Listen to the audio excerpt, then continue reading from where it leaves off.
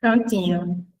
Boa noite mais uma vez. Estamos no webinário Estado, Soberania das Esferas e Liberdade Religiosa, com o professor Dr. Glauco Barreira. Antes de iniciarmos, nós queremos apresentar para vocês o Facto Commons. Nós temos cerca de 10 milhões de professores e alunos de pós-graduação, e eles influenciam os pensamentos e valores dos nossos futuros líderes da população do mundo inteiro. O Facto Commons é um ministério da CRU Brasil que pretende alcançar precisamente o coração dessas pessoas. Nós temos como objetivo equipar professores, alunos de pós-graduação e funcionários nas universidades, a fim de contribuir para o despertar e o desenvolver da sua vocação, levando a esperança de Cristo ao mundo acadêmico. E nós fazemos isso a partir do evangelismo, do discipulado, do envio. Aqui no Brasil, nós temos diversas ações, nós estávamos falando agora sobre isso, nós temos projetos missionários, nós temos reuniões de oração, nós temos conferências, webinários, como esse evento que temos aqui, buscando justamente equipar uns aos outros para que a gente possa ser realmente fiel a Deus, onde nós estamos, onde Deus nos colocou. Então, é uma alegria ter cada um de vocês aqui nesta noite, nessa sexta-noite, né? Poderiam estar em outro lugar, mas estão aqui agora buscando aprender mais, compartilhar conhecimentos. Então, é muito precioso contar com a presença de cada um. Sejam muito bem-vindos. Quem puder ligar a câmera para a gente se sentir mais próximo, vai ser muito legal. E agora, nesta noite, nós vamos começar ouvindo um pouco o professor Glauco, e depois nós vamos ter um momento para interação, de perguntas, respostas, para que vocês possam também conversar, tirar suas dúvidas. Esse é um tema muito importante, muito pertinente para a gente hoje em dia. Eu, por exemplo, sou aluna do doutorado em Serviço Social, não me apresentei, para quem não me conhece, meu nome é Mariane, sou aluna do doutorado em Serviço Social na UFPB, e eu estudo justamente o pluralismo na minha profissão, é uma profissão muito fechada, cristãos, e eu quero entender se a gente tem espaço lá, como é que a gente pode abrir mais espaço. Então, quando eu vi esse webinário, eu fiquei encantada, porque realmente é algo que a gente precisa se apropriar mais, discutir de maneira respeitosa, de maneira amorosa, mas também de maneira fiel a Deus. Então, eu espero que seja um momento proveitoso para todos nós. E agora nós vamos ouvir o palestrante. O professor Glauco é professor de Filosofia do Direito na Universidade Federal do Ceará, é doutor em Sociologia, mestre em Direito e livre docente em Filosofia do Direito. Ele é pesquisador da obra C.S. Lewis, é pastor da Igreja Batista Renovada Moriá, em Fortaleza, e ele também está à frente da Comunhão Universitária Evangélica. Seja muito bem-vindo, professor Glauco. Fique à vontade para compartilhar conosco. Muito obrigado, Mariane. Eu agradeço o convite, é um prazer, um privilégio. Eu sempre me entusiasmo muito quando eu vejo estudantes, profissionais, professores, né, querendo compartilhar a fé de uma maneira da extensão ou presença no mundo acadêmico. É um mundo em que, às vezes, a gente se sente muito só, principalmente em algumas áreas, né, como a minha, que é difícil ter pessoas que se exponham, e é uma luta contra a correnteza, né? E aí a gente, quando tem outros, comunga com outros, compartilha com outros que têm o mesmo desejo, a mesma vontade, a gente se sente fortalecido e consolado. Eu peço que, se eu me exceder no horário, vocês aí me deem um beliscão virtual, que eu não sei como é que é feito isso, mas fala um sinal aí, fala alguma coisa, que aí eu olho para o relógio, tá certo? Bem, o nosso tema é sobre o Estado, a soberania das esferas e a liberdade religiosa, né? Três pontos que estão, conforme nós haveremos de descobrir, interrelacionados. Quando nós temos o relato da criação no Gênesis, a gente vê como Deus distribui as coisas ordenadamente, né? Criou cada ser segundo a sua espécie, né? Criou os seres em pares, né? Macho e fêmea. É interessante quando Deus chama Adão para dar nome aos animais, é naquele momento ali que Adão sente-se só. E Deus, vendo a tristeza e o pesar do homem, criar a mulher. E é interessante que Deus levou Adão a sentir-se só, porque ele chamou para ele dar nome. Então ele foi dando nome: leão, leoa, cão, a cadela. Ele foi vendo macho e fêmea. E depois, no final, ele disse: cadê a minha? Cadê o meu pai? Quer dizer, Deus quis compartilhar com ele a lógica da criação. Há uma lógica na maneira como Deus criou o mundo, né? E foi por essa lógica que Adão, naquele momento, se sentiu só. Ele sentiu que era ilógico, também não existia um par correspondente para ele, no caso, a mulher, né? Aliás, eu não me lembro qual foi o autor, eu realmente não recordo, mas o argumento é fabuloso. Ele argumentando como você prova pela lógica que os anjos existem. Já pensou? Você provar pela lógica que os anjos existem? É só você pensar. Os vegetais, eles são espécie, mas eles não são indivíduo. Nenhum vegetal tem autoconsciência de sua individualidade própria. Então, o vegetal é por espécie. O animal e o homem são espécie e indivíduo, sendo que no caso do animal, o elemento espécie prevalece sobre a individualidade. O animal tem consciência assim, de uma identidade própria para poder se defender, mas os instintos falam mais alto, eles agem muito repetitivamente, muito parecidamente. No homem, que é a espécie indivíduo, o elemento individual prevalece sobre a espécie, né? Ele tem os condicionantes da espécie, mas ele forma assim, uma personalidade bem singular, bem difícil, bem diferente, né? Das outras pessoas humanas. Então, se você for calcular, veja aí, tem os que são pura espécie, os vegetais, os que são espécie e indivíduo. No caso do animal, a espécie prevalece sobre o indivíduo, no caso do homem, o indivíduo prevalece sobre a espécie. O que é que está faltando? Dois que são espécie e indivíduo com prevalências distintas, um que é só espécie, está faltando o puro indivíduo, né? Que não é espécie, é só indivíduo. E o puro indivíduo é o anjo, porque um anjo não é gerado do outro. Todo anjo é diferente, porque eles foram criados separadamente. Eles não foram gerados uns dos outros para serem espécies. Eles são puramente individuais. Por isso que a Bíblia às vezes compara os anjos com as estrelas. Deus conhece as estrelas pelo nome, porque cada estrela tem uma composição diferente. Nenhuma estrela é igual à outra, nenhum anjo é igual ao outro, né? Então, a gente vê até que, raciocinando assim, a gente chega em alguma conclusão sobre a existência dos anjos, porque existe uma ordem naquilo que Deus criou.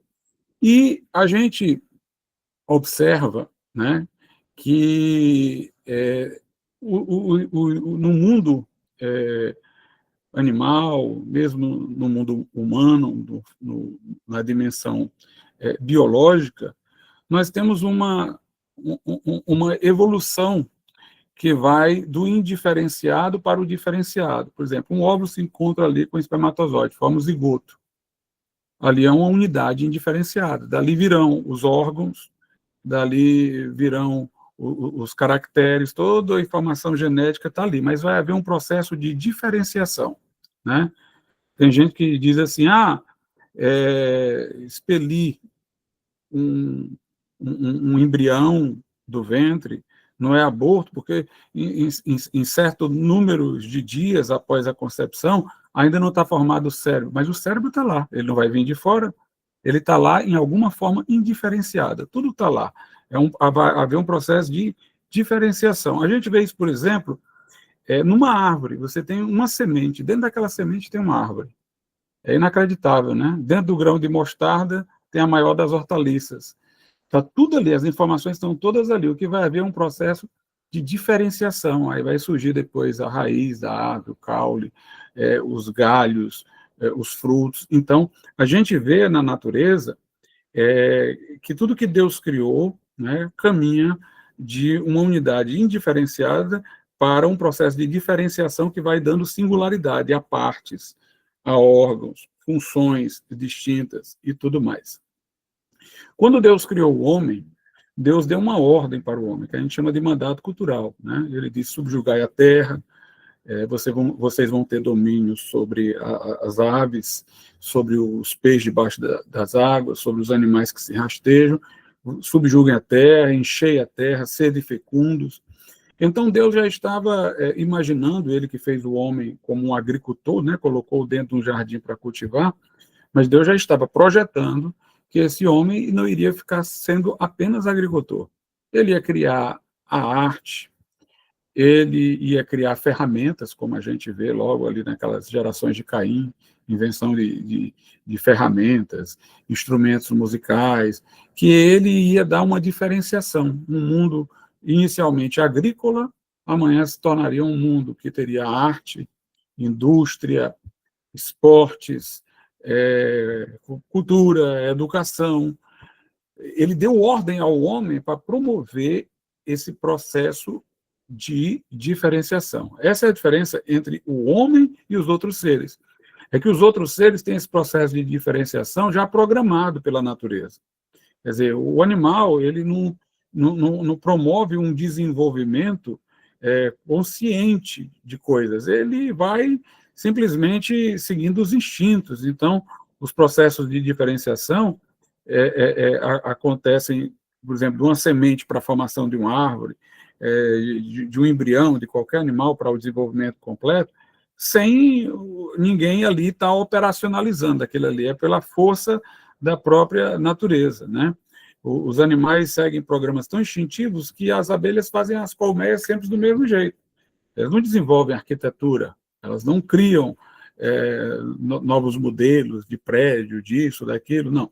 Elas fazem a colmeia sempre do mesmo jeito, o passarinho faz o ninho sempre da mesma forma, a formiga faz lá aquele seu buraquinho onde elas entram e saem sempre do mesmo jeito, porque está programado. No caso do homem, não. Como o homem é dotado de liberdade, de racionalidade, de autoconsciência, em vez desse processo acontecer na espontaneidade da natureza, ele acontece por iniciativa do homem, pela vontade do homem. Então, Deus deu ordem, é diferente. Deus não deu ordem à semente para ela obedecer virando árvore, né? Deus já estabeleceu nela o programa para ela virar uma árvore. Mas, em relação ao homem, que é livre, Deus deu um mandato cultural. Então, esse homem pode promover essa diferenciação e pode atrasar essa diferenciação, né? Mas a ordem de Deus foi para que o homem fosse empreendedor, criativo, imaginativo e criasse essas várias ordens da realidade. Assim como no corpo humano, por exemplo, né, há um processo de desenvolvimento lá do óvulo fecundado até a nossa constituição plena, em que os órgãos vão aparecendo, recebendo suas funções e ganhando diferenciação, mas no final todos se integram numa relação de complementaridade. Também, no caso do homem, ele iria criar cultura, mas as coisas iriam estar relacionadas, né? A música iria estar interrelacionada com a religião, a cultura e o conhecimento, ia estar relacionado com muitas outras atividades da vida, formando, portanto, não apenas uma diferenciação, mas uma integração, né? Então, você tem um desenvolvimento que vai da unidade à pluralidade, e da pluralidade a uma unidade complexa, né? Que dá ordem a tudo isso aí. Então, o homem foi ordenado para fazer isso. Se você prestar atenção, vai ver que no Gênesis, a humanidade começa num jardim, mas lá no Apocalipse nós vamos estar numa cidade celestial, né? Do jardim para uma cidade.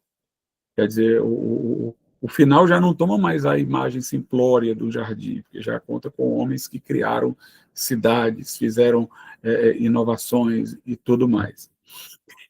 As sociedades primitivas, elas eram bem fechadas, como a gente chama. Elas eram fechadas porque elas eram indiferenciadas.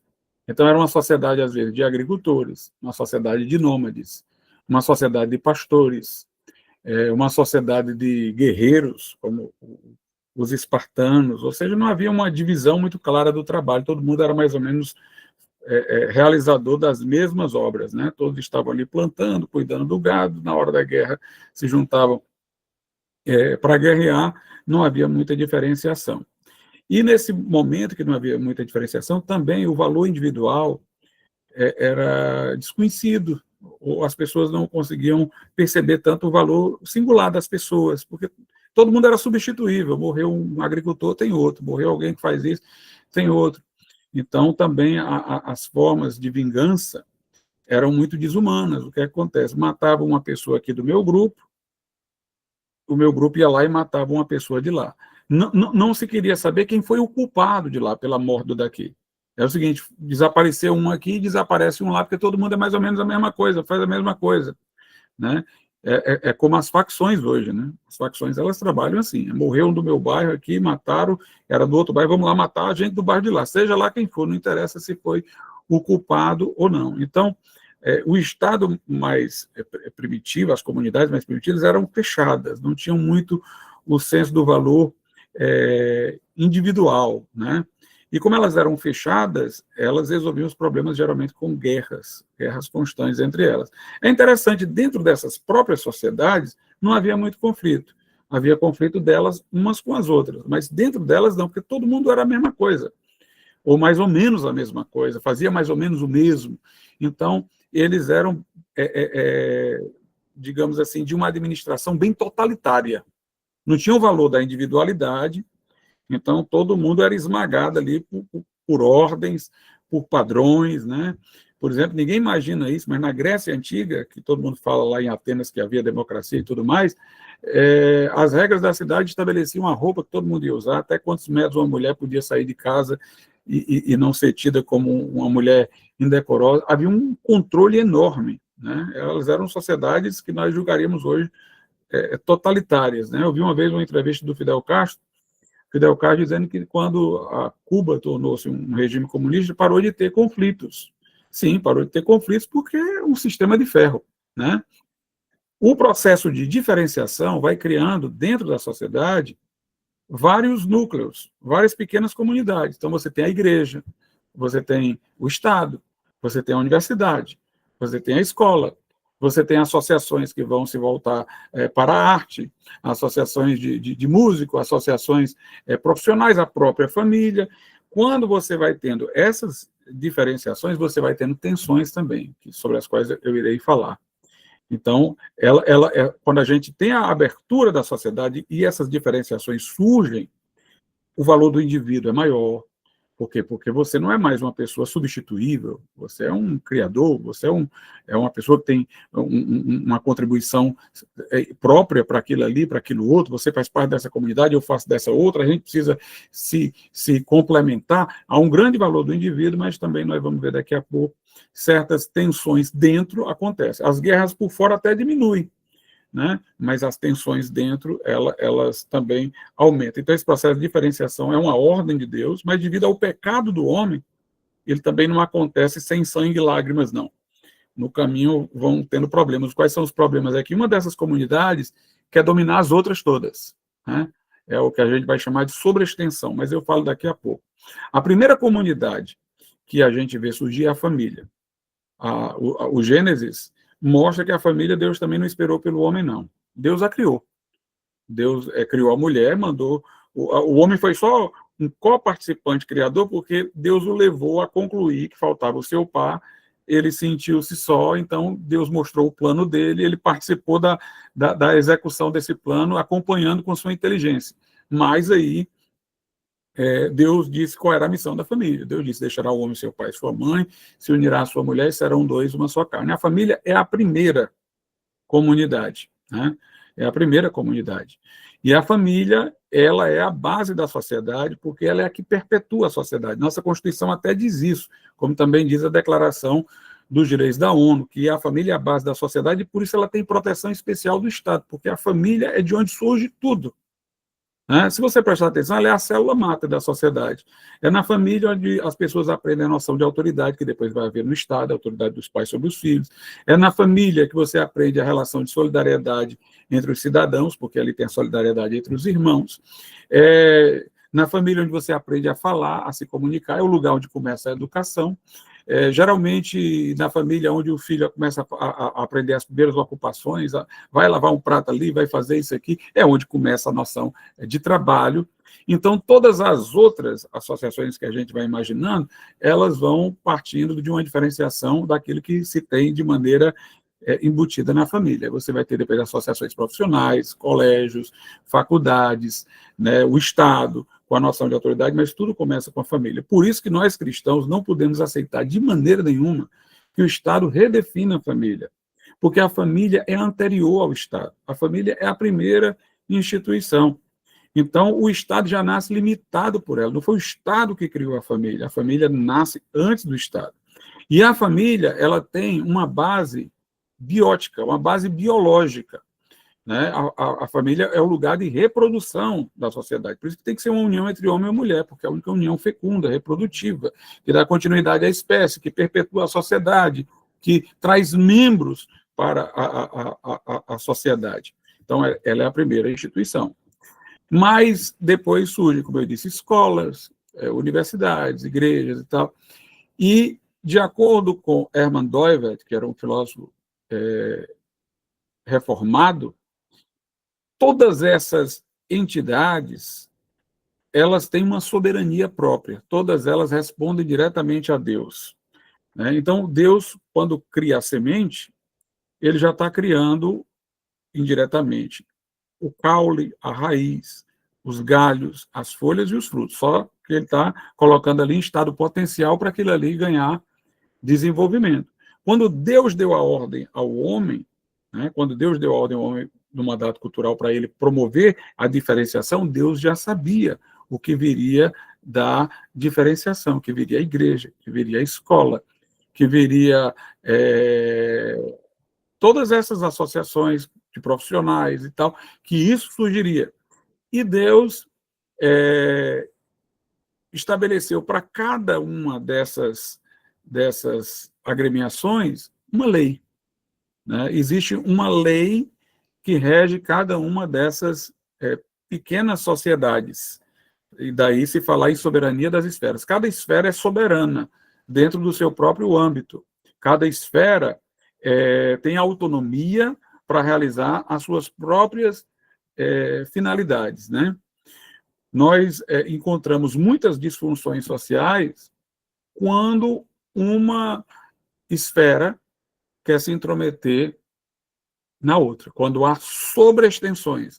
Por exemplo, na Idade Média, a igreja, no caso era a Igreja Católica, né, ela se sobreestendeu sobre tudo. Então, ela controlava as artes, ela controlava as universidades, ela controlava o Estado, né, um rei, se quisesse se levantar contra um papa, o papa, através de um interdito, dizia que todos os ofícios religiosos naquele país estavam suspensos, não valiam. Se um padre batizasse, o batismo não regenerava, conforme a Igreja Católica cria. Então o povo se revoltava, que o povo iria para o inferno porque o rei não estava submetendo ao Papa. O povo se levantava contra o rei se dobrava ao Papa. Ele se sobreestendia. Né? Uma decisão da Inquisição tinha que ser cumprida pelo Estado. Né? A própria igreja não tocava fogo na pessoa, ela condenava a pessoa e mandava para o Estado tocar fogo, cumpria a pena. O Estado subalterno e se submetia. Então, havia uma sobreextensão, né? Uma sobreextensão. Isso gerou movimentos que houve muito sacrifício, como eu disse, muita dor e muita lágrima para manter as diferenciações, como a Reforma Protestante, que reagiu, mas houve guerras, houve dificuldades, as nações queriam se libertar do jugo de Roma. Durante os regimes totalitários do século XX, como o fascismo e o nazismo, o Estado que se sobrepôs, era o político se sobrepondo às outras esferas, né? No filme o último aí do Dietrich Bonhoeffer, né, mostra que eles queriam até fazer uma Bíblia do nazismo, para não constar as menções positivas que a verdadeira Bíblia faz aos judeus, né? Então, era uma sobreextensão. Durante o período, e houve, obviamente, reações, né? Reações que derrubaram aqueles regimes. O próximo movimento, depois dos regimes totalitários do século XX, foi uma espécie de globalismo, né? De universalização, porque aquelas nações com ideias nacionalistas, né, se tornaram muito tirânicas. Aí a reação vai sempre para o outro extremo, que precisa de correção de novo, aí vai para o globalismo. Aí no globalismo nós tivemos aí a Covid e uma organização internacional, a OMS, mandando nos estados. O que ela dizia levava a fechar a igreja, a acabar com trabalhos e tal, embora ela dizia e desdizia, né? E os estados ficavam com a palavra dela sempre mais dura para poder ir adiante. Então, nós tivemos uma sobreextensão global, uma sobreextensão da ciência. Eu nunca vi tanto relativista ficar cientificista, né? Dentro das universidades, um bocado de gente que dizia, não existe verdade, é tudo relativo, a ciência não prova nada, não sei o que é, só a ciência diz, tem que obedecer à ciência. A ciência ficou infalível, né? E ali você teve uma sobreextensão da ciência e foi tirânico. Uma ditadura científica é ruim, uma ditadura política é ruim, um totalitarismo religioso é ruim. Atualmente, nós temos tido uma aproximação muito grande da religião com a política, né? Eu, obviamente, entendo que a igreja é guardiã da liberdade, porta-voz da liberdade, e, obviamente, ela deve dar todo incentivo àqueles que estão defendendo liberdade e falar de maneira profética e reativa contra todos que estão querendo estabelecer um regime totalitário. Mas a igreja também não pode entrar tão profundamente que ela perca a sua identidade. Mas eu entendo por que tantas pessoas estão tentadas a isso, né? Elas estão tentadas por causa do que vem se fazendo com a igreja, esmagando a liberdade religiosa. Aí tem sempre uma postura reativa. Então, toda vez que uma esfera se sobrepõe à outra, acontece o que Hermann Doivelt chamou de vingança histórica. Essa vingança não é consciente. É que aquela ali se sente aviltada, aquela que foi violada na sua esfera, e ela reage. Ela reage contra a sobreextensão totalitária. Por isso que esse processo de diferenciação é como eu digo, não é sem sangue e lágrimas, não, é com dor. Porque toda hora tem um grupo querendo se sobreestender e violar a lei da esfera. Quer dizer, se o homem é pecador no plano individual, ele vai ser pecador no plano também institucional, ele vai violar essas regras. Cada esfera tem a sua lei. Por exemplo, quando querem redefinir família, querem violar a lei que rege a família. O que caracteriza a família? Diversidade, homem e mulher, fecundidade e complementaridade. Aí você pega uma união que não tem diversidade, logo não vai ter complementaridade, não tem fecundidade, chama pelo mesmo nome que família. Aristóteles dizia que uma das formas de você discriminar é chamando duas coisas diferentes pelo mesmo nome, né? Você discrimina, porque você não está dando a importância ao que uma tem de singular, está diluindo as diferenças. Então, a família tem a sua própria lei. Tem gente que quer, por exemplo, tirar o poder disciplinar dos pais sobre os filhos, está violando a lei que Deus estabeleceu para a família. Tem pessoas que querem tornar obrigatório o ensino integral nas escolas. Como é que os pais vão conviver com os filhos? É interessante que, durante o período da Revolução Industrial, uma das pautas para os trabalhadores lutarem pela redução de carga horária era essa: nós não estamos podendo cuidar dos nossos filhos. E os nossos filhos estão derivando para a marginalidade por causa da ausência dos pais.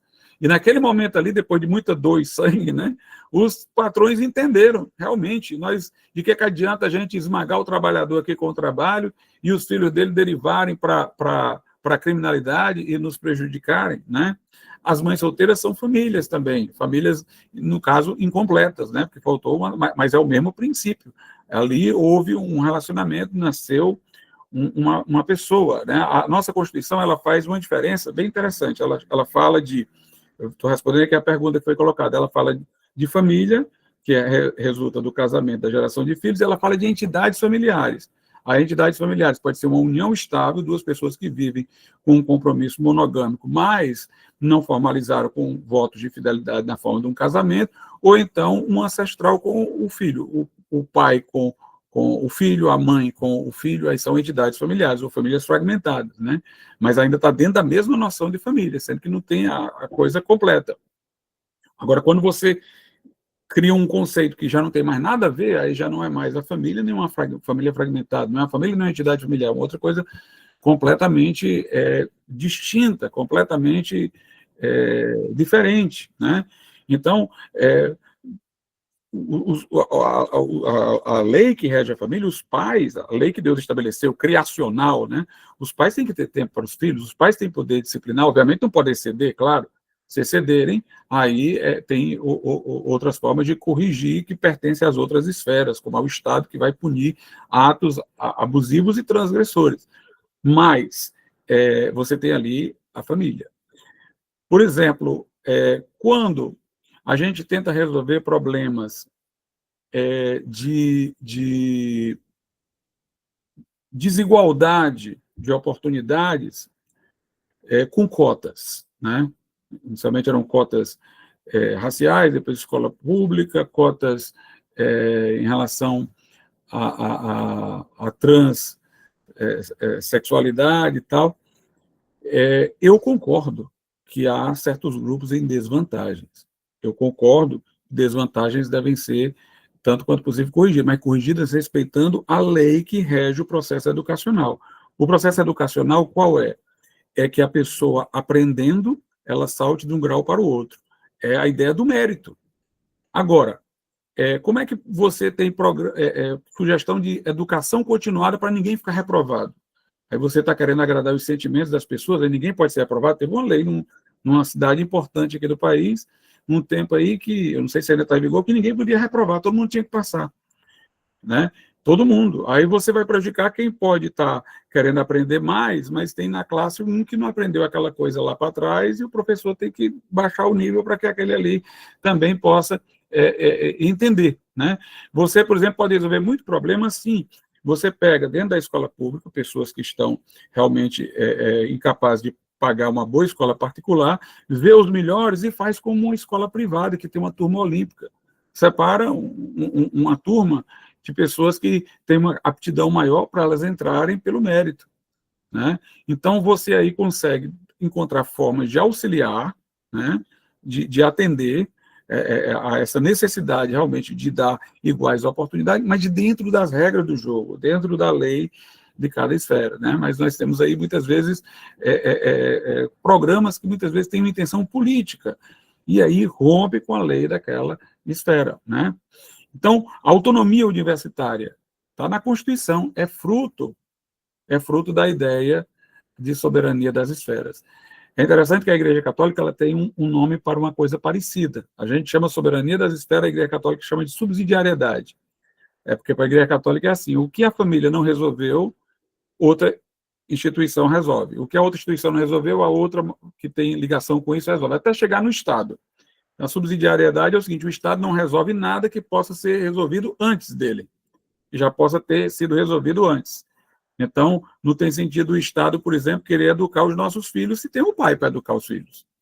Então, ele vai fazer o que sobrou, o que restou, o que as outras instituições não puderam resolver. Isso parece muito com a soberania das esferas. A diferença é que a soberania das esferas é mais teológica. Cada esfera tem a sua própria lei criacional e cada esfera responde diretamente a Deus.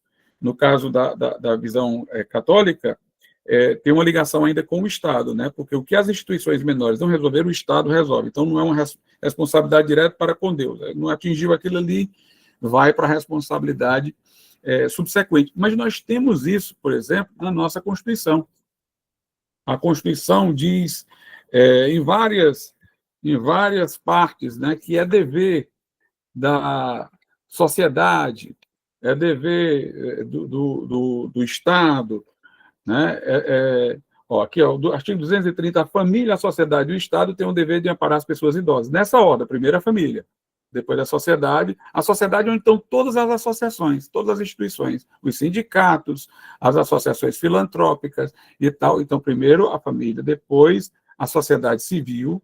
O que a sociedade civil não resolveu, aí vai para o Estado. Várias vezes na Constituição é dito isso, na proteção do idoso, da criança, que o escalão é esse, família, depois a sociedade, depois o Estado. Essa mesma Constituição que fala, no artigo 207, que as universidades gozam de autonomia. Autonomia é exatamente a ideia das esferas.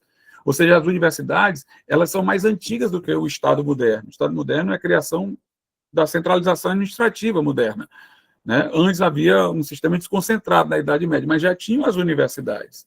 Então, o Estado vem depois das universidades, se limita pela universidade, ele vem depois da família, ele se limita pela família, né? A Montesquieu, que é aquele que falou da separação de poderes, ele dizia que havia uma separação de poderes horizontal, executivo, legislativo, judiciário, e uma vertical.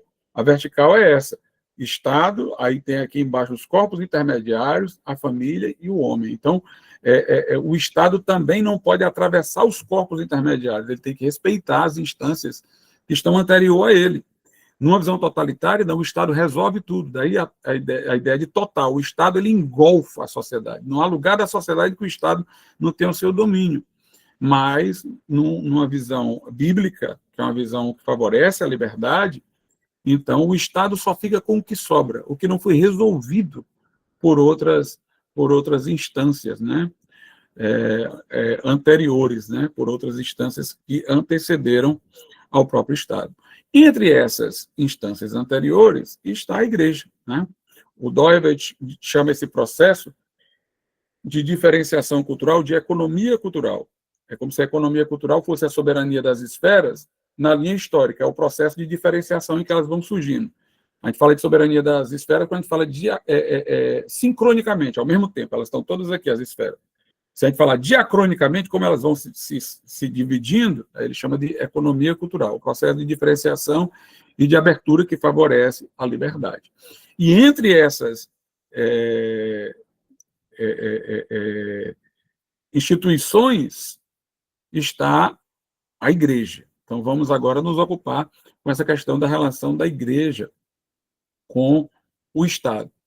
O Novo Testamento nos dá 3 informações, né? O Estado tem qual é a finalidade do Estado? É o bem comum. O Estado não deve tratar do bem de grupos, ele trata do bem de todos, né? Cada grupo tem as suas finalidades e deve-se reconhecer a entidade que procura essas finalidades como uma esfera autônoma. Mas, no final, o que dá ordem a toda essa coisa, que dá ajuste, quando uma quer se sobrepor, deveria ser o Estado. E o Estado deveria estar também punindo os infratores para manter a ordem, a segurança. O que é que a Bíblia diz? Lá em Romanos 13, né, nós temos uma feição do Estado. Tem gente que pega aquele texto ali para achar que o crente ele nunca pode se posicionar de maneira crítica em relação ao Estado. Mas é o contrário. Quem lê assim está lendo errado. Porque lá diz, toda autoridade é constituída por Deus. Aí tem gente que para aí, pronto. Só para eu dizer sim, muito obrigado e pronto. Mas vamos continuar. Aí ele diz, foi constituído por Deus para quê? Aí ele vai dizer que o Estado é constituído para a punição dos maus e para a premiação dos bons. Está dito lá que é para isso, né? Eu vou pegar aqui o texto bíblico para a gente dar uma olhada, né, no que está dito lá. Romanos 13, ó, diz assim no versículo de número 3, ó, porque os magistrados não são terror para as boas obras, mas para as más. Queres tu, pois, não temer a autoridade, faz o bem e terás louvor dela. Quer dizer, aqui está falando da autoridade ideal, não é da autoridade empírica, não. A autoridade que foi constituída por Deus, o que exerce essa autoridade, pode não estar exercendo a autoridade que Deus deu para ele, para ser executada para aquilo que Deus estabeleceu. Ele pode estar deturpando. Então, a autoridade ela foi dada para punição dos maus e premiação dos bons. Ele faz e o bem terás louvor dela, porque ela é ministro de Deus para ter o bem. Mas se fizeres o mal, teme, pois não traz debalde a espada, porque é ministro de Deus e vingador para castigar o que faz o mal. Quando o Estado está premiando os corruptos e punindo os inocentes, ele não está exercendo a autoridade que foi dada por Deus. Ele não foi, não é a autoridade não foi dada por Deus para isso aí. Tanto que diz assim no versículo de número 5, ó, portanto é necessário que lhe estejais sujeitos não somente pelo castigo, mas também pela consciência. Quer dizer, eu estou pensando no Estado que está agindo certo. Eu obedeço não só pelo temor do castigo, mas pela consciência, porque ele está fazendo bem. Então eu tenho que estar do lado dele, ele está punindo os maus, ele está premiando os bens, a minha consciência concorda com ele, eu devo obedecer por causa da consciência. Agora, quando o Estado está abusando de tudo isso aí, então ele não está exercendo a autoridade constituída por Deus. Isso não quer dizer que eu vou ser subversivo, né? Eu não vou tomar a liberdade que me é dada para dar ocasião à carne, fazer confusão e baderna e tal, mas eu tenho que pensar numa coisa. Se o Estado me obrigar a sofrer injustiça, eu posso até aguentar, mas se ele me obrigar a fazer injustiça, aí é importante desobedecer a Deus que aos homens, né? Por o que os cristãos disseram. Se ele me fizer sofrer a injustiça, eu me submeto e padeço, por amor à ordem, né? Embora discordando do que possa estar acontecendo. Mas se ele me obrigar a fazer a injustiça, a negar a minha fé, a fazer uma coisa errada, eu aí vou dizer, importante obedecer a Deus que aos homens. Se me pedir de pregar, eu continuo pregando. E sofro as consequências, notadamente. Mas, vamos supor que ele está fazendo injustiça a todos. Mesmo que eu esteja disposto a sofrer aquela injustiça no sentido de não ser subversivo, eu tenho que ser profético. O que é ser profético? Eu tenho que dizer que aquilo está errado. Porque se a Bíblia me diz para que o Estado existe, o que é que o Estado faz, o que deve fazer, segundo a ordem divina, ela está me dizendo para quê? Para eu poder dizer isso ao Estado. Ela está me revelando para quê? Qual o objetivo? De eu poder dizer, olha, Deus não deu autoridade para você para isso. Deus deu autoridade ao pai sobre o filho. Nem por isso, se um pai está, digamos assim, abusando desse poder, sendo um pai pedófilo, sendo um pai monstruoso, eu vou ficar calado, eu vou me opor. Mas a autoridade não foi dada para ele sim, mas ele está abusando da autoridade. Então, a igreja ela tem que ter uma reação profética. É interessante que se a autoridade é constituída por Deus, muito mais em Israel, né? Porque Israel não era constituída por Deus providencialmente. Deus mesmo dizia, esse aqui vai ser o rei. Pelo menos no começo. Deus controlava o curso histórico da nação eleita. No entanto, Deus escolheu Davi, um homem segundo o coração de Deus, mas estava Natan lá profetizando contra ele. Você pecou contra Deus. Então, a igreja tem que ser profética, ela tem que se manifestar. Isso está errado. Ela tem que se solidarizar com os que são perseguidos, ela tem que protestar contra as injustiças, né, como Martin Luther King fez, e outros nesse aspecto. Então, aqui nós vemos que o Estado tem essa função de ordem. Outra coisa que nós aprendemos no Novo Testamento sobre o Estado é que o Estado ele não deve ser totalitário, ele deve reconhecer os direitos das pessoas. Lá na primeira carta de Paulo a Timóteo, no capítulo de número 2, versículo de números 1 e 2. Admoesto-te, pois, antes de tudo, que se façam deprecações, orações, intercessões e ações de graças por todos os homens, pelos reis e por todos que estão em eminência, para que tenhamos uma vida quieta e sossegada em toda piedade e honestidade. Então, quando eu oro pelos reis para eles ficarem dentro do que Deus estabeleceu para eles, dos limites que Deus estabeleceu para eles. Então, eu oro por eles para que eles me deixem viver uma vida quieta e sossegada, eu possa trabalhar, eu possa fazer minhas coisas, cuidar da minha família sem ser importunado, e diz, em toda piedade e honestidade, ou seja, que ele me deixe viver a minha fé, que ele me deixe viver segundo os meus valores, né? O Estado que obriga os pais a matricularem filhos em escolas onde eles vão incutir ideologia de gênero, não está respeitando, não está deixando a gente viver uma vida sossegada, quieta, em toda piedade, em toda honestidade, né? Então, é para isso que a gente ora, se é para isso que a gente ora, então essa é a nossa visão do Estado. Temos também uma passagem muito conhecida, que é aquela que Jesus disse, né, dai a César o que é de César e a Deus o que é de Deus. O que é que Jesus quis dizer com aquilo? Ele pegou a moeda e tinha a imagem de César, ele disse, dai a César o que é de César. E nós temos a imagem de quem? Fomos criados à imagem e semelhança de Deus. Então, nós somos para ser de Deus. Então, o Estado não tem direito integral sobre nós. O Estado pode nos cobrar imposto. O Estado pode cobrar que a gente faça alguma coisa, mas o Estado não pode reivindicar a integralidade do nosso ser, porque nós somos a imagem de Deus. Esse é o berço da noção de direitos fundamentais, direitos humanos, direitos individuais, né? Por isso que a Constituição Americana lá fala direitos dados pelo Criador, direitos instilados pela natureza, direito à vida, à liberdade, à igualdade, à liberdade religiosa, inclusive, né? E esses direitos são porque nós somos a imagem e semelhança de Deus. O homem foi dotado de dignidade por ter essa imagem de Deus. E o Estado, essa integralidade do nosso ser é para dar a Deus, né? Por isso que os Césares se revoltavam tanto contra os cristãos. Eles exigiam que os cristãos confessassem que eles eram Kyrios, o Senhor. E o cristão dizia, não, só Jesus é o Senhor. Você pode ser o rei, eu obedeço. Mas Senhor, aquele que reivindica o meu ser por inteiro, somente Deus. A nossa Constituição, ela reconhece, ela tem uma influência cristã muito grande ainda, né? Por isso que toda vez que falo de fazer nova Constituição, eu fico morrendo de medo, porque eu sei quais são os valores que estão em voga agora, né? Mas a Constituição diz assim, ó, veja como ela é enfática. Aqui no artigo 5º, no inciso 6º diz: é inviolável a liberdade de consciência e de crença, sendo assegurado o livre exercício dos cultos religiosos e garantida na forma da lei a proteção aos locais de culto e às suas liturgias. Então, ela garante a liberdade de consciência e de crença, o livre exercício do culto, protege os lugares de culto e sua liturgia. No inciso 8º, fala da assistência religiosa nas entidades civis e militares, a capelania hospitalar, a capelania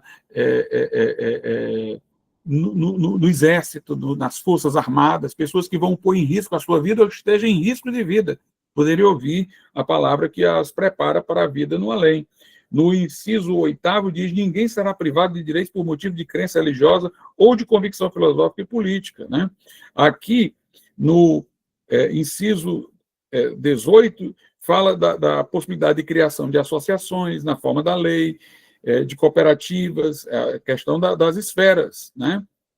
Tudo isso no texto constitucional. Nós temos aqui outra parte na Constituição que diz assim, essa parte é bem forte, né? Deveria ser levado mais em conta, artigo 19. É vedada à União, aos Estados, ao Distrito Federal e aos municípios: 1. Estabelecer cultos religiosos ou igreja, subvencioná-los, embaraçar-lhes o funcionamento ou manter com eles ou seus representantes relações de dependência ou aliança, ressalvada na forma da lei a colaboração de interesse público. Então, União, Estados e municípios não podem estabelecer cultos religiosos. Nós não somos um Estado confessional, né? Somos um Estado laico. Mas diz também que, além de não poder estabelecer cultos ou subvencionar a igreja, também não podem embaraçar o funcionamento das igrejas. Diz aqui que só podem manter aliança com a igreja se for para um objetivo público, né? Mas quando ele fala da possibilidade de aliança do Estado com a igreja, mostra que o Estado não absorve a igreja. Se o Estado pode se relacionar com a igreja, é porque a igreja não é uma corporação dentro do Estado. Ela é independente do Estado. Então, os lugares de culto estão protegidos, as liturgias, o Estado não pode embaraçar o funcionamento de igreja, apenas ele não pode ser subvencionador de alguma igreja. É interessante que tem gente que hoje em dia fala assim: o Estado é laico, não pode isso, não pode aquilo, você não pode nem abrir a boca na esfera pública para dizer que é contra o aborto, que é o que aparece alguém para dizer porque você é religioso, e aí a sua opinião não vale. Quem disse que não vale? Estado laico significa só uma coisa: que o Estado não é confessional, que ele não tem uma igreja. E eu vou dizer ainda uma coisa: ser laico não significa a melhor coisa que o progresso já imaginou, não, porque a Inglaterra não é Estado laico, a igreja é anglicana.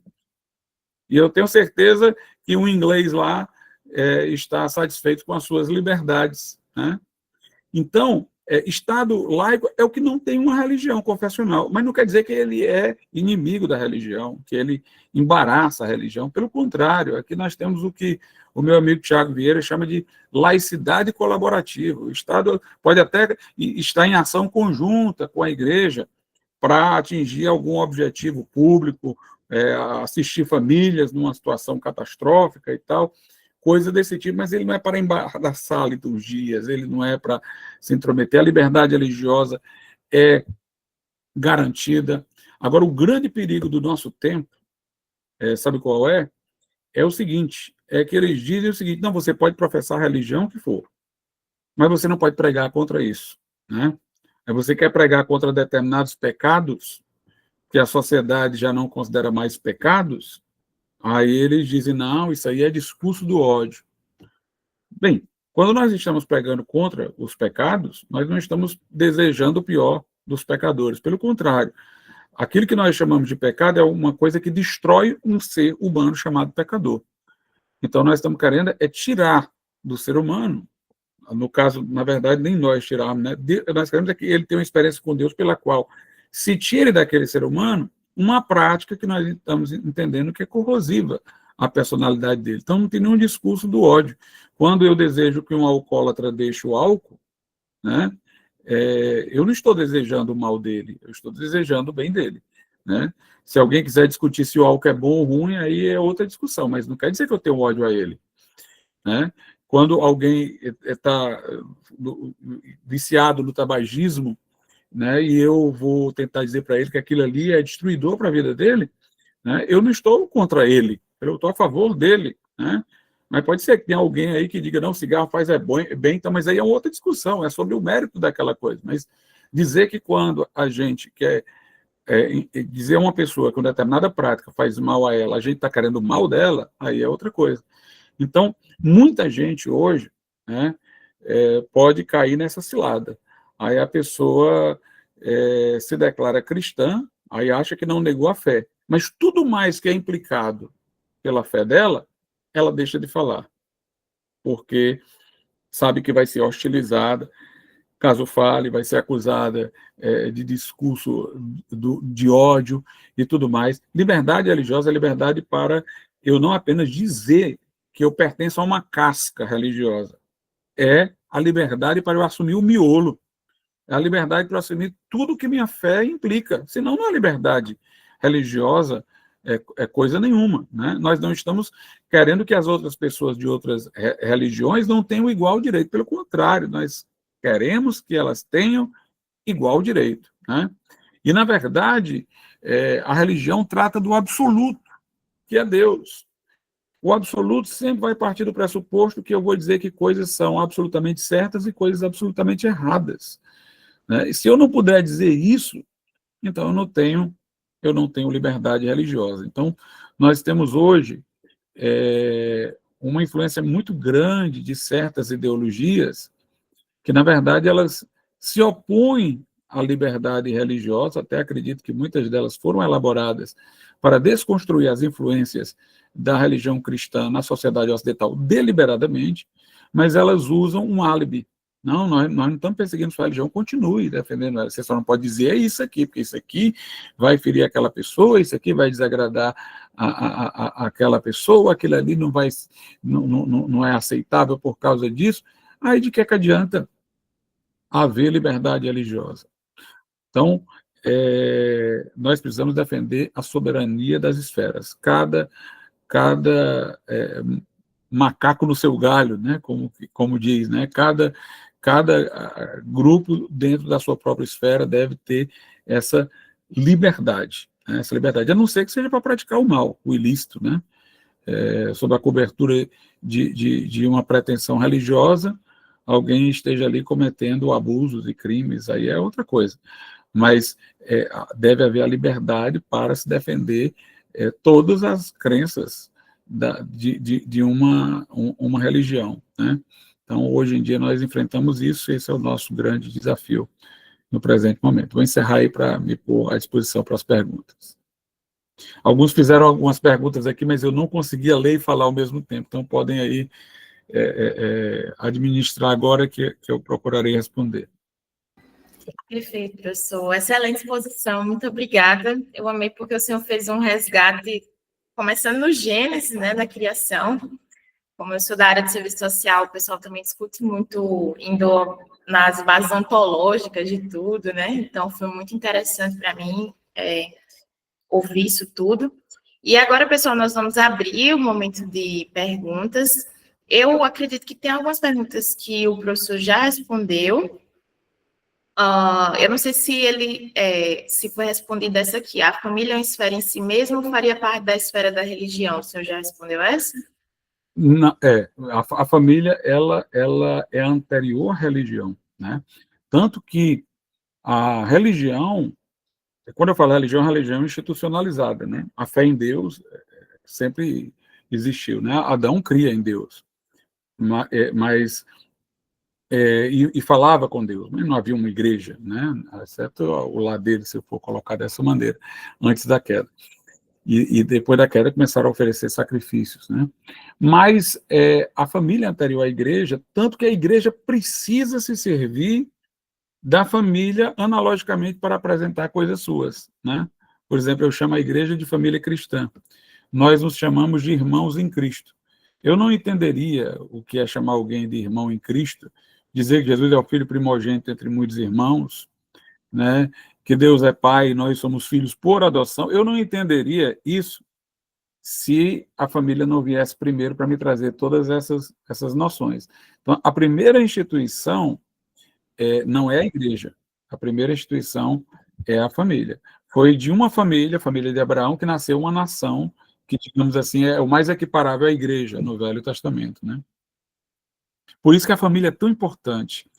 Tem o Colson é aquele que ele era advogado do Nixon, né? E foi preso, envolvido naquele escândalo, né? Que ele, por sinal, disse que não teve nada a ver, né? Ele foi o bode expiatório, e na prisão ele se converteu. Fez uma grande obra depois de recuperação de presos e tal, até morrer, tornou-se uma grande figura da história evangélica norte-americana. Ele, inclusive, disse que ele ficou tão pressionado naquele escândalo do Nixon, que tinha coisas que ele deveria ocultar, mas ele disse que a pressão era tão grande, a culpa era tão grande, que ele pegou e confessou na época, né, o que gerou a prisão dele. Aí ele diz assim, que durante o tempo que ele estava preso, ele ficava pensando, se os apóstolos tivessem mentido, né, que Jesus ressuscitou, eu tenho certeza que eles não aguentariam aquela pressão toda, ser gente levada por leões, gente que morreu hoje, morreu amanhã, e eles aguentando tudo aquilo ali por uma mentira. Eles, quando eu vi isso, aí eu reli o Novo Testamento com outra perspectiva e tive uma experiência de conversão. Mas o Colson dizia assim, quanto mais moralidade, menos polícia.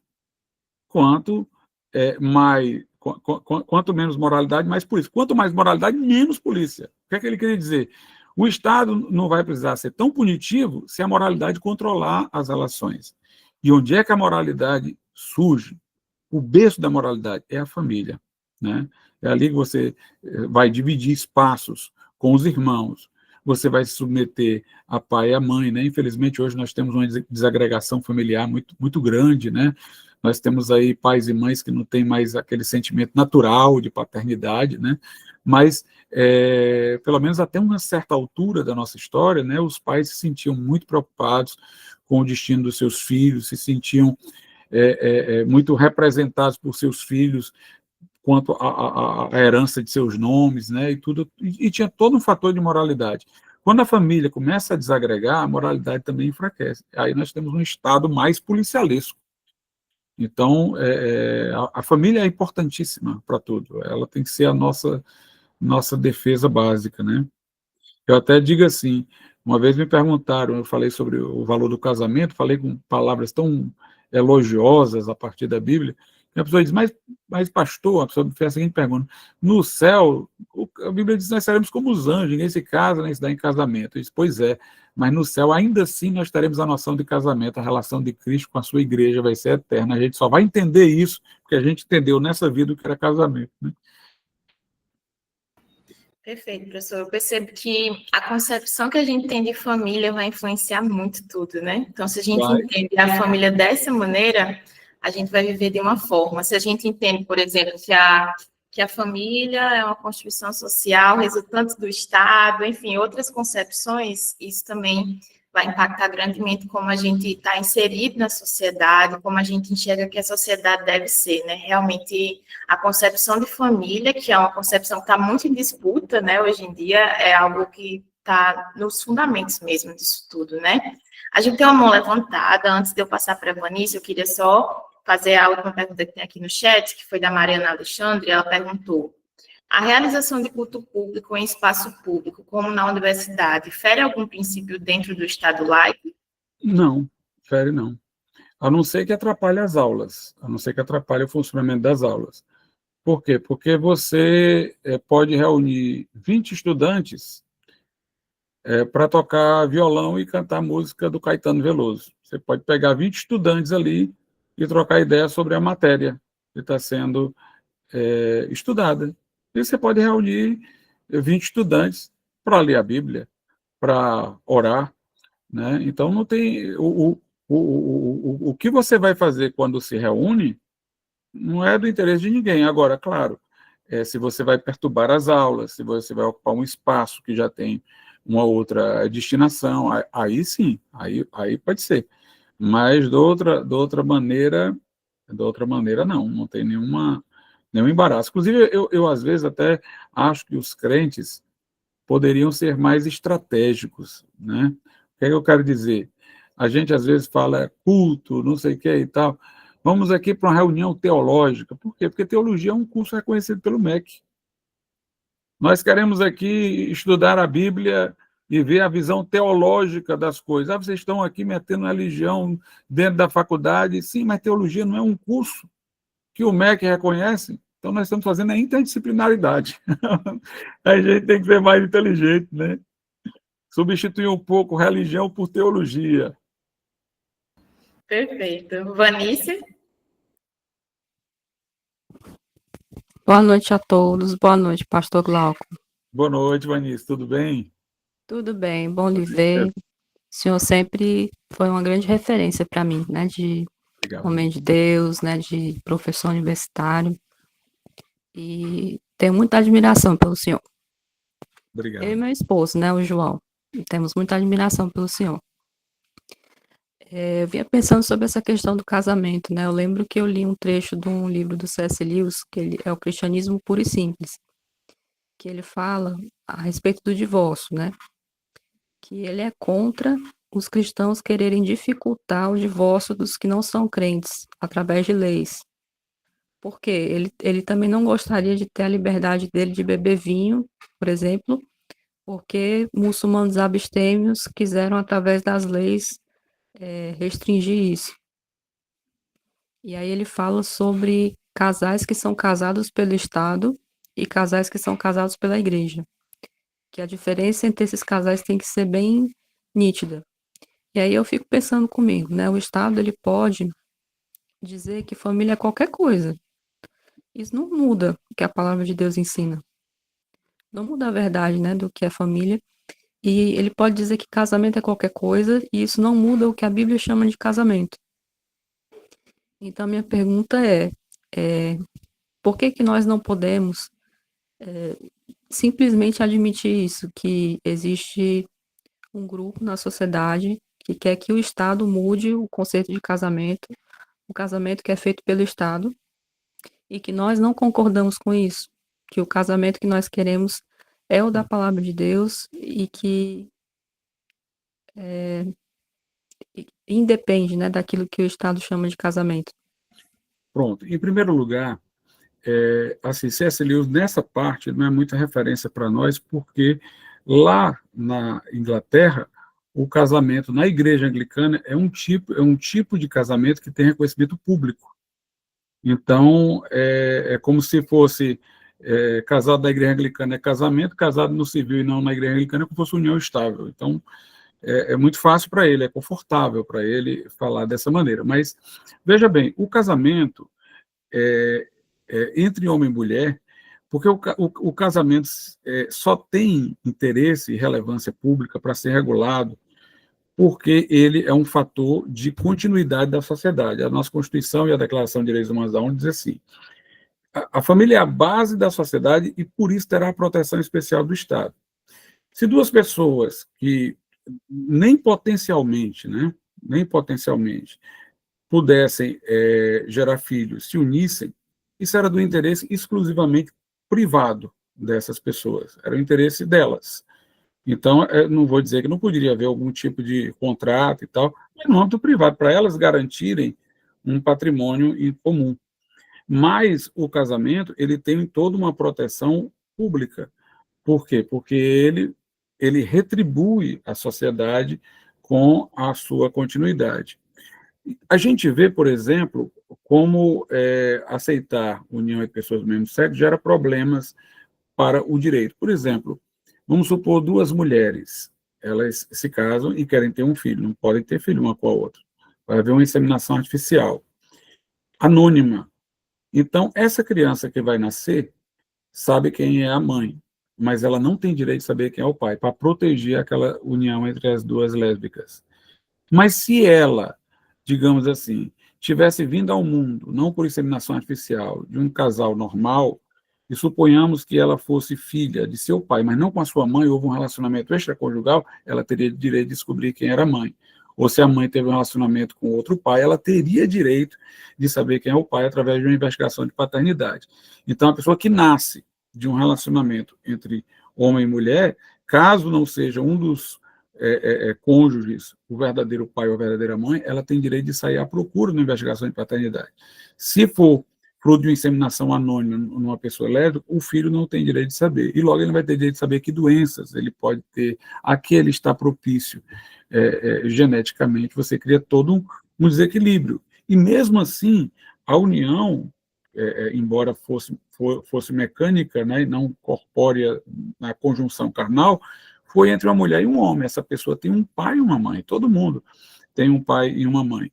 Os homossexuais na França foram às ruas, alguns, né, um movimento lá, na época, contra a legalização de casamento entre pessoas do mesmo sexo, dizendo, olha, todo mundo tem direito de ter um pai, de ter uma mãe. Uma criança, ela tem elementos que ela precisa da figura paterna e materna para o seu pleno desenvolvimento. Só numa situação excepcional, não existe ninguém e tal, que vai ter que adotar e tudo, que pode ter uma relativização.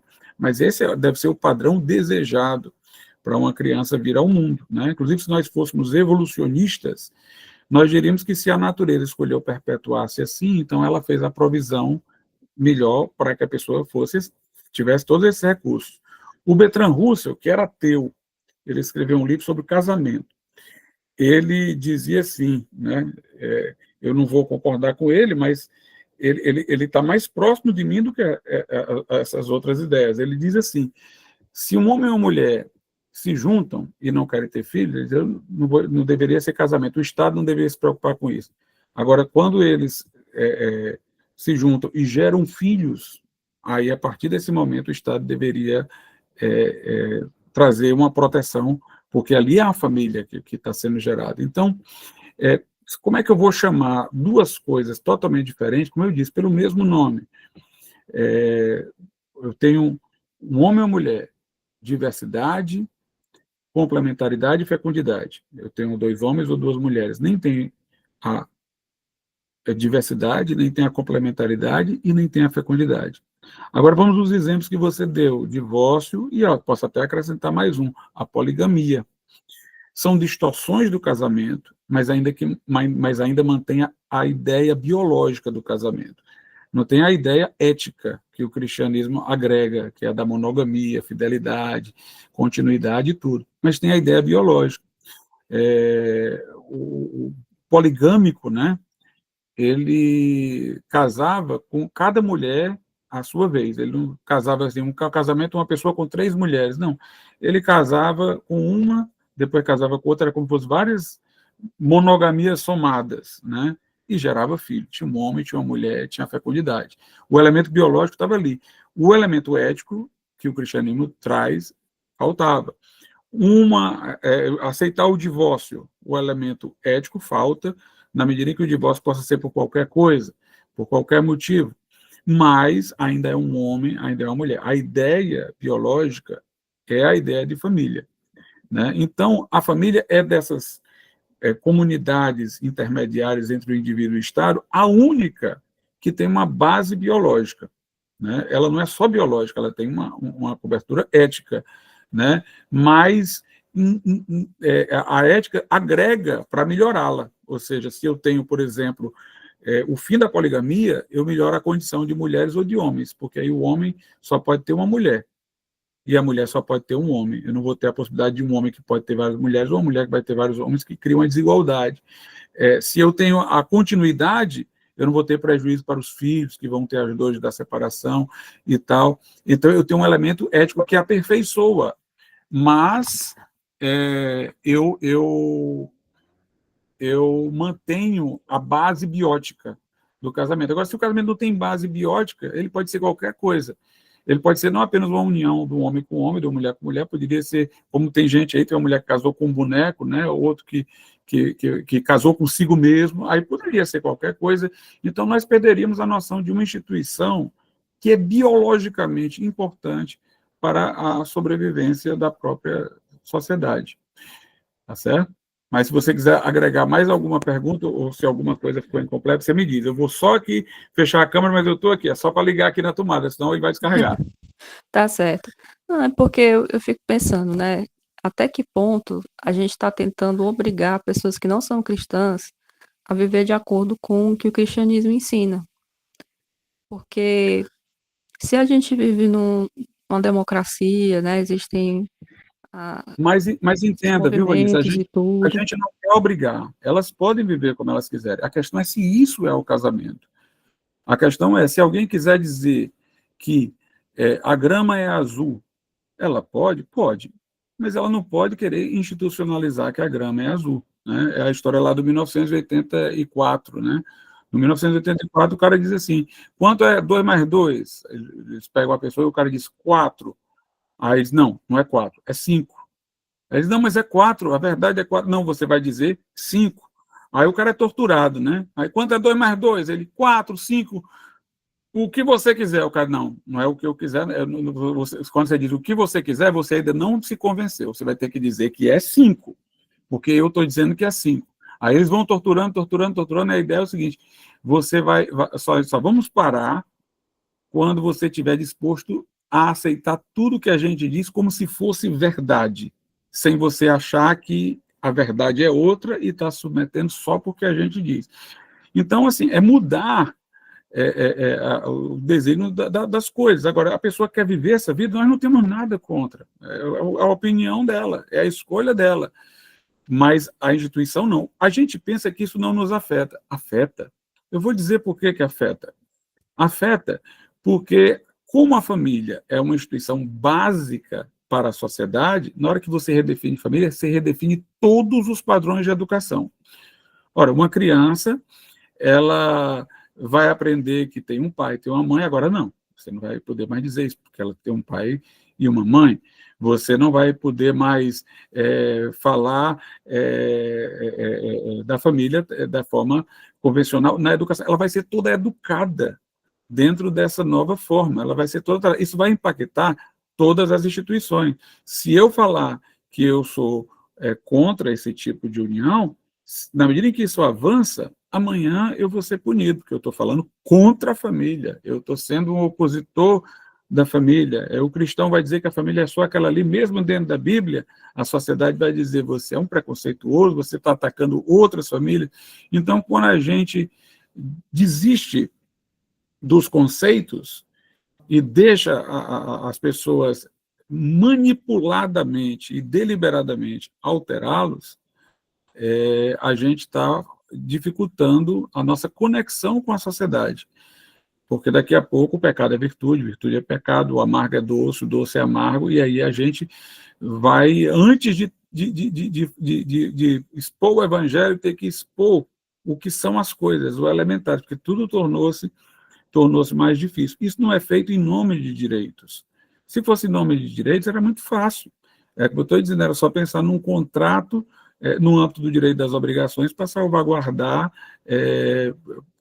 patrimônio conjunto e tudo mais. Tem uma proposta de um amigo meu, que é o Antônio Jorge, a proposta dele é o seguinte, era criar uma lei que estabelecesse um regime coletivo de bens para quaisquer duas pessoas que quisessem viver uma vida em comum. Poderia ser 2 homossexuais e poderia ser 2 amigos, e poderiam ser 2 irmãos, né? Mas isso daria o mesmo resultado do que eles procuram se o objetivo fosse só direitos, mas o objetivo não é direito, o objetivo é subverter o senso comum, subverter uma base social. Né? Lá no 1984, tem uma hora que diz assim, o maior inimigo do regime, que era o regime totalitário que eles querem implantar lá, né? O maior inimigo do regime chama-se senso comum, o senso comum. É quando o rei quer que a gente diga que ele está vestido. Aí aparece aquela criança que diz, não, mas está nu, né? A história do rei que diz que uma pessoa chegou para ele e vestiu com a roupa, fazia de conta que estava vestido com a roupa, mas é que a roupa só os tolos não viam. Aí o rei, não, estou vendo e tal. Aí o rei saiu desfilando nu, e todo mundo, não, está muito bem vestido e tal, para agradar o rei, né? Até que uma criancinha lá, que não tinha esses recalques, pegou e disse, olha aí, o rei está nu, né? E denunciou. Então, é isso. O objetivo é subverter e dificultar. Se você legaliza as drogas, isso não é só uma questão, por exemplo, de você permitir o mal das drogas. Isso é uma questão que, se amanhã você estiver tentando convencer um drogado a deixar as drogas, na verdade, você está importunando num exercício a um direito. Quando tudo se inverte, então a gente também é invertido. A gente que era O amigo das pessoas é o inimigo. A gente que era o que procurava libertar o drogado, amanhã vai ser o importunador da pessoa que tem direito a se drogar. A gente que queria ajudar famílias, amanhã vai ser o discriminador da família. É como se eles estivessem construindo uma sociedade, ou quisessem construir uma sociedade totalmente no sentido contrário ao cristianismo, para que a gente deixe de ser, como já foi visto no passado, como pessoas que mesmo que os outros não se convertessem, diziam, não, mas a igreja é boa, a igreja faz o bem, a igreja ajuda as famílias, a igreja tira a gente das drogas, mas amanhã não, a igreja vai ser inteiramente vilã. É uma desconstrução programada. Essa questão das drogas já é assim, né? Eu vejo alguns perfis de psicólogos, né? Como eles têm raiva de comunidade terapêutica, né? Eles dizem que é só violação de direitos humanos, agressão, violência, lógica manicomial e tudo. A imagem que eles têm é totalmente negativa. É como Totalmente. se realmente toda a comunidade terapêutica fosse uma coisa ruim, perversa. E o que a gente vê é, assim, o tanto de pessoas que conseguem se libertar das drogas. Pois é. Ivanice, eu vou lhe dizer mais. O maior desafio para todos nós hoje, sabe o que é? É a nossa reputação. Os mais velhos, que têm uma idade como a minha, talvez. Por quê? Porque eu, por exemplo, já tive uma grande reputação, ainda mantenho, né, em grande parte, mas perdi muito, mas eu tive uma grande reputação como uma pessoa que trabalhava para ajudar os desfavorecidos. Tem um programa na Faculdade de Direito que é o núcleo, né, de assessoria jurídica comunitária, era para ajudar os pobres. Eu fui líder por quase 15 anos, trabalhei muito com isso e tal, ajudei tudo isso aí. A situação do mundo que eles estão construindo, a gente investe, a gente perde toda a reputação que a gente tinha. Você agora é o agressor, é o intolerante, é o intransigente. Então, muita gente que tem amor à reputação não está preparada para isso. Uma pessoa que vem do meu tempo, que construiu toda uma coisa que ele foi reconhecido como uma pessoa que fez o bem à sociedade. Aí, de repente, nessa inversão de valores, você não é mal que faz o bem, é que faz o mal. Então, muita gente vai mudar de direção para ganhar aceitação, né? E aí a gente tem que ter uma firmeza muito grande, porque a gente vai viver dias como aqueles do Império Romano. Na época do Império Romano, cristão era acusado de quê?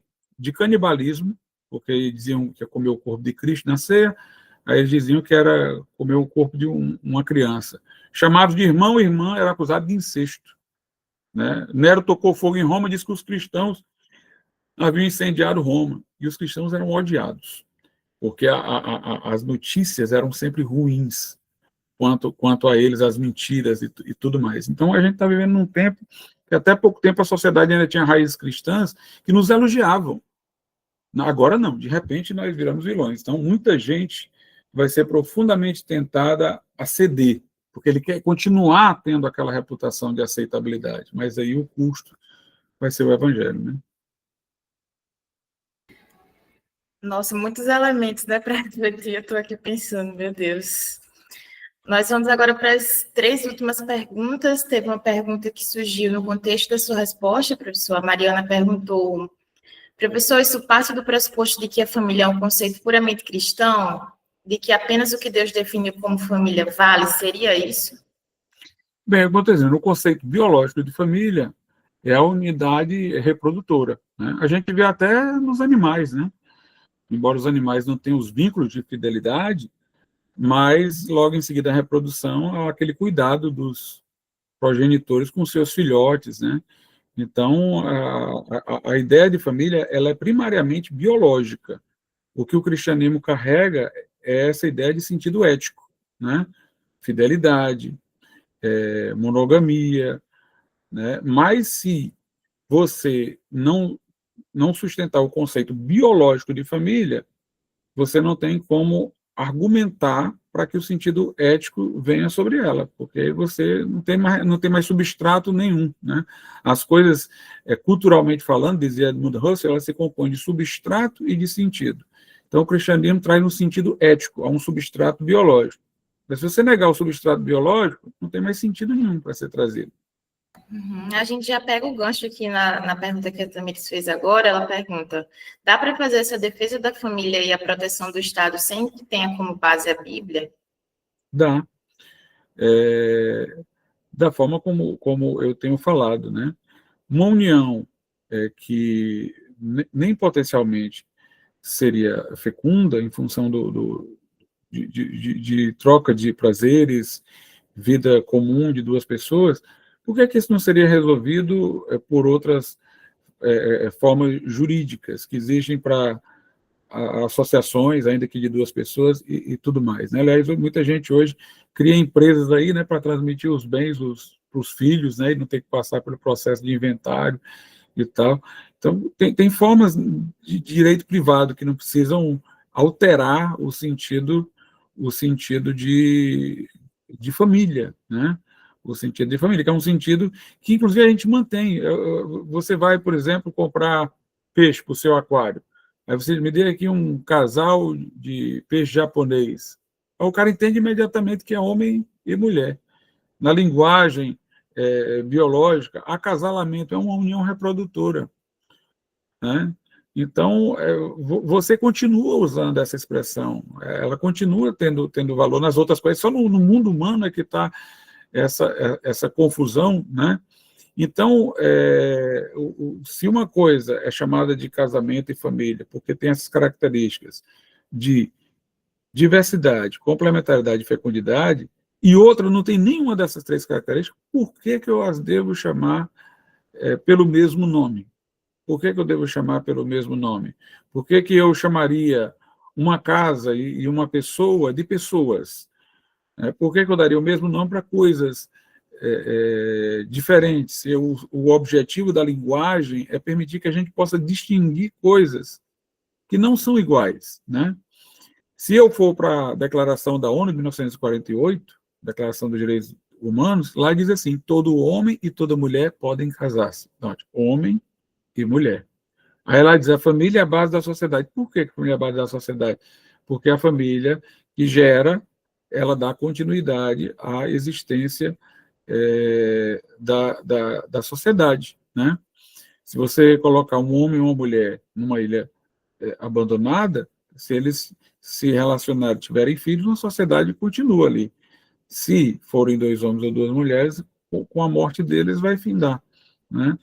E a nossa Constituição mesmo, ela textualmente, ela vai falar lá que é homem e mulher, né? Principalmente quando ela define a união estável que pode ser convertida em casamento. Ela fala que é homem e mulher.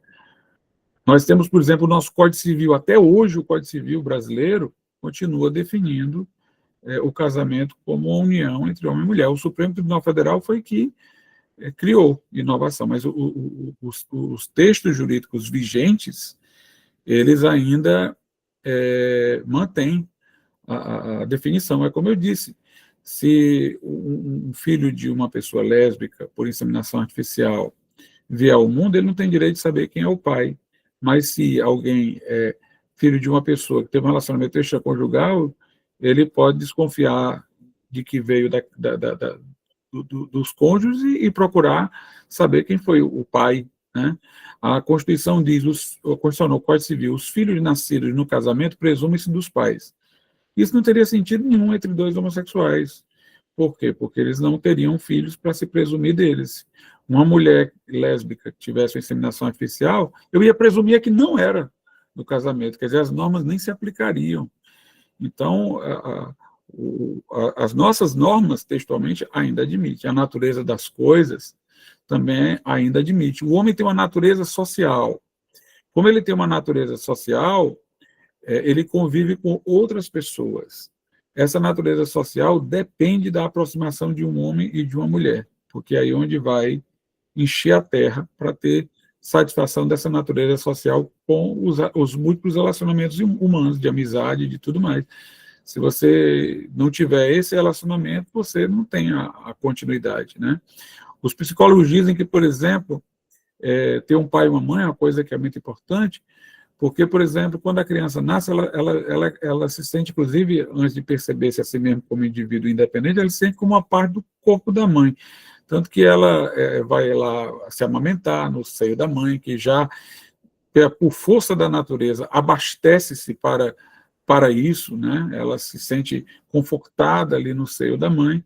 Por outro lado, quando chega numa certa idade, ela vai ganhar autonomia pelo pai, né? Principalmente o filho homem, né? O pai que vai libertar o filho da dependência da mãe para ele enfrentar a vida e passar para a maturidade. Então, essas figuras são importantes no desenvolvimento de um filho. A gente querer fazer uma família toda desenhada artificialmente, obviamente nós vamos ter a longo prazo muitos problemas. Perfeito, professor. Nós agora vamos para as últimas 2 perguntas. Nosso tempo já passou um pouquinho, mas está muito interessante. Então, nós vamos para as últimas perguntas. Agora eu vou fazer a minha e depois eu vou finalizar com a de Carol. A minha é sobre como lidar com o diferente, né? Como é que a gente pode não recair em extremos. Teve um momento da sua fala que o senhor falou sobre a igreja na Idade Média, né? Sobre a intolerância, às vezes, que a gente vê em momentos específicos da história da igreja com aquele que pensa diferente. Ao mesmo tempo, a gente vê também, muitas vezes, a igreja se amoldando ao mundo. Então, às vezes, a gente também tem esse perigo de ser um cristão 007 nas nossas salas de aula, desconsiderando até que a ciência não é neutra religiosamente, né? Não existe ciência neutra religiosamente falando.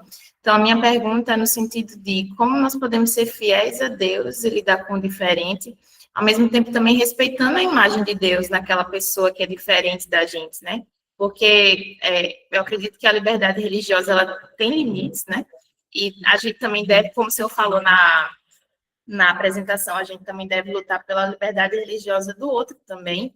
E eu penso muito na perspectiva da presença fiel no mundo, né? Da gente realmente não procurar impor o que a gente pensa, né? Como um teonomismo, mas de servir e de influenciar, de ser... Não é nem influenciar, mas, antes de tudo, ser fiel a Deus, porque a influência é com Deus. Deus que vai definir se a gente vai influenciar ou não, né? Os resultados ficam com Ele. Mas de realmente buscar ser fiel a Deus. Para mim, isso é uma linha muito tênue, porque... Normalmente, quando o pensamento ele vira hegemônico, ele adquire um certo aspecto normativo. Então, mesmo que a gente não queira ter essa opressão, se as famílias, por exemplo, começam a seguir alguns princípios que são bíblicos, às vezes as pessoas podem entender que existe alguma normatividade, alguma opressão nesse sentido. E aí eu queria ouvir o senhor um pouco mais sobre como é que a gente pode lidar com o diferente, que às vezes eu percebo que a igreja brasileira, com receio de se amoldar ao mundo, também pode agir de uma forma que a Bíblia também não deseja que a gente haja, né? Sendo intolerante com aquele que pensa diferente da gente, oprimindo realmente. Eu queria ouvir um pouco o senhor sobre isso. A gente sempre deve ouvir as pessoas, não se espantar quando as opiniões delas são muito diferentes da nossa, né? O espanto assusta, né? Levá-las a certas perguntas que possam gerar a autocontradição daquilo que elas estão falando. Quebrar a base e depois entrar com o evangelho, né? Então, se a gente entra direto, a gente vai ser muito impositivo, mas a gente deve primeiro ouvir, não se espantar, começar a colocar as coisas em contradição, né? Porque o pensamento secular, desprovido de bases cristãs, ele tem contradições, porque em algum momento ele parasita o pensamento cristão e desconecta com a outra parte. E aí a gente tem que colocar essa contradição para poder a pessoa sentir que ali tem algum problema e a gente entrar com o evangelho. Uma vez um aluno me disse o seguinte, né? Um aluno, que eu sou professor do 2º semestre, e o 1º semestre é sociologia, filosofia e tal, o 2º eu estou lá ensinando a hermenêutica. Aí um aluno disse assim para mim, professor, é incrível, ele disse, no final do semestre, ele disse, é incrível. Quando o pessoal entra no 2º semestre, né, alguns professores assim, criam do senhor uma caricatura, por causa das suas ideias, tá? O professor Glauco é assim, então, ele diz, todo mundo vem armado para iniciar o semestre. Ele disse, no final do semestre, todo mundo ama você, todo mundo gosta de você, todo mundo fica fascinado, né? É tudo diferente do que a gente pensa. Uma vez eu escrevi um artigo sobre essa questão de casamento entre pessoas do mesmo sexo, no site da UFC, foi uma confusão na época, saiu no G1 e tal. Aí veio uma jornalista da UFC para me entrevistar, né? Eu acolhi, recebi muito bem e tudo. E aí eu comecei a explicar o que é que eu acreditava, o que é que eu pensava. E quando terminou, ela disse assim, professor, você quer que eu lhe diga uma coisa? Eu vim aqui toda armada. Eu achei que o senhor era um homem preconceituoso e tal. Você sabe que eu estou começando a achar que o que você fala tem sentido, tem nexo, e é assim, né? Eu tive um aluno lá na faculdade que ele era engajado, né, no movimento LGBT. Ele era homossexual, tinha o cabelo vermelho, né, bem ao longo, aqui amarrado, se vestia bem exoticamente, umas calças rosas, assim, chamava bem a atenção, né? Mas ele era um bom aluno, ele gostava muito das minhas aulas, sentava lá na frente, tudo. E eu sempre conversava com ele, né? Gostava muito dele. Aí nós tivemos uma situação anômala na faculdade. Por quê? Porque eu discordava das ideias dele, né? Uma vez ele até fez perguntas na aula sobre algumas coisas, eu discordei, ele falou e tal, até chegou uma hora que ele não sentiu mais como continuar, não sabia mais como argumentar, parou, mas eu sempre muito respeitoso com ele, né? Então, eu tinha as ideias diferentes da dele. Inúmeros professores pensavam como ele. Mas na faculdade de Direito, muitos dos professores são juízes, promotores, vão tudo de paletó e gravata, tem toda aquela coisa e tal. Então, o que acontecia? Eles achavam muito esquisito o rapaz. Então, ao mesmo tempo que eles tinham ideias convergentes com a dele, não achava estranho. E eu, tendo ideias divergentes com ele, eu chegava na faculdade, me encontrava com ele, fulano de tal, eu levantava a mão aqui, abraçava, ficava todo mundo olhando, né? Eu dando um abraço nele, ele dava aquele abraço em mim e tudo e tal. E eu, como é que você está, pai? Como é que está aqui a faculdade? O que é que você está fazendo? E tudo, e conversava com ele e tal. Aí ele, quando terminou a faculdade, foi defender o TCC, ele defendendo os direitos, né? Dessa linha aí LGBT. Aí ele postou lá no Facebook, muita gente dando os parabéns. Eu disse, meu Deus, o que é que eu digo? O que é que eu digo? Porque eu gosto muito desse rapaz, mas não posso me comprometer com o que ele disse, né? Aí Deus me deu luz, eu escrevi assim, parabéns, fulano de tal. Eu não concordo com a mesma perspectiva que você, mas você é a pessoa mais capacitada para defender essa posição. Aí vários professores acompanhando, né? Os professores devem ter estranhado demais. Ele comentou assim: muito obrigado, professor Glauco, o professor mais tolerante da Faculdade de Direito da UFC.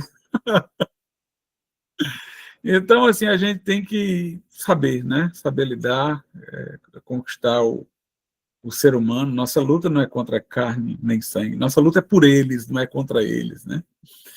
É contra o inimigo das nossas almas. Então, a gente tem que ter essa facilidade de comunicação, essa abertura, esse bom trato, né?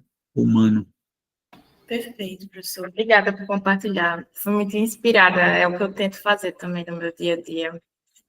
A última pergunta é da Carolina Souza. Ela fala, Pastor Glauco, como um professor cristão que já atua há anos no meio universitário, que conselho o senhor daria para outros professores cristãos que estão há menos tempo e talvez se sintam reféns da pressão que existe para que a fé em Cristo não seja confessada no meio acadêmico?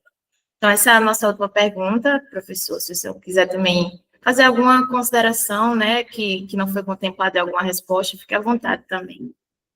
Eu acho importantíssimo que um professor que está nessa situação, ele esteja próximo de outros professores, para poder se sentir fortalecido, né? O objetivo da Comune foi esse, por isso que o nome é Comunhão, a Comunhão Universitária Evangélica. Eu pensei assim, rapaz, eu quero criar uma coisa que eu não concorra com ninguém. Então, tem o movimento da Cruzada Estudantil, tem o GAP, tinha um que era Vidas para Cristo, que evangelizava, eu não vou entrar nisso, eu vou apoiar isso aí.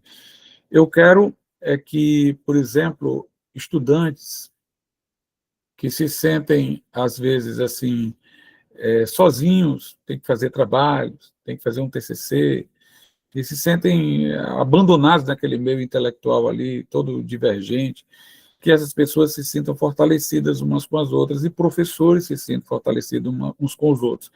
E que possam esses professores tratar de temas que os estudantes, dentro da universidade, tratam, que eles falem daquilo que eles ouvem lá, mas dentro de uma versão cristã, indicando livros condizentes com a nossa perspectiva. Às vezes, os autores não são nem cristãos, mas eles têm uma visão próxima da gente, porque às vezes o professor ele vai tratar de determinados assuntos e ele só indica os livros daquelas pessoas que pensam como ele.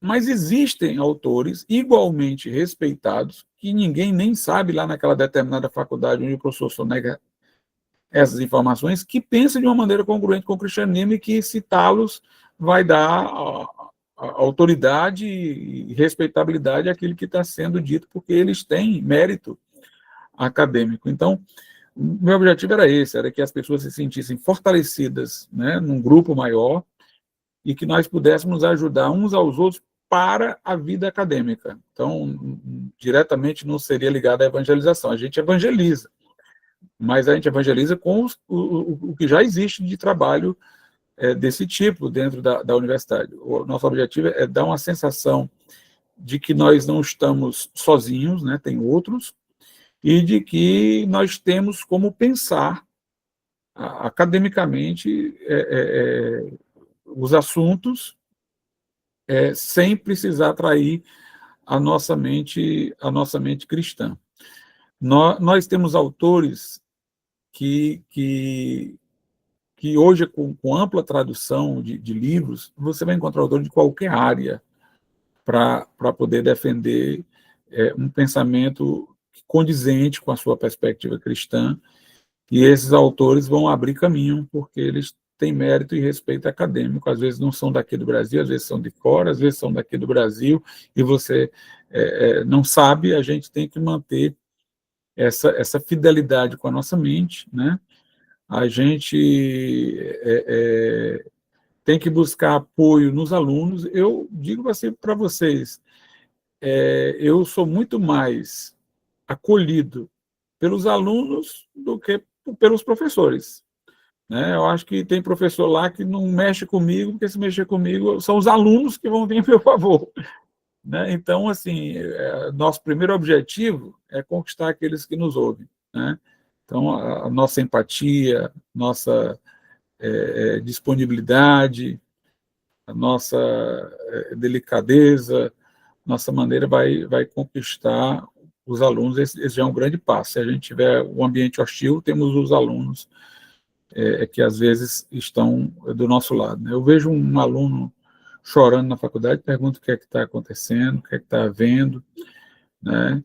Tem mães de aluno lá que são autistas, elas vão pegar, vão deixar, eu sento lá com as mães, converso muito com elas, coitadas lá, passam muita dificuldade, vou dar conforto para elas, ânimo, incentivar a serem confiantes, né? Ajudar, sabendo que os filhos têm um problema, uma dificuldade, uma coisa, procurar acompanhá-los. Então, isso é que é o importante. Mas eu acho que a gente precisa de um grupo maior, a gente precisa estar próximo de outros, né, para se fortalecer. Isso faz bem, faz parte da nossa necessidade humana. Perfeito, professor Glauco. Muito obrigada. Foi muito enriquecedor, de verdade, esse tempo com o senhor. Gostaram, pessoal? Eu tenho certeza que sim. A gente vai colocar aí no chat agora um formulário para vocês avaliarem o nosso evento. Vou parar aqui a gravação.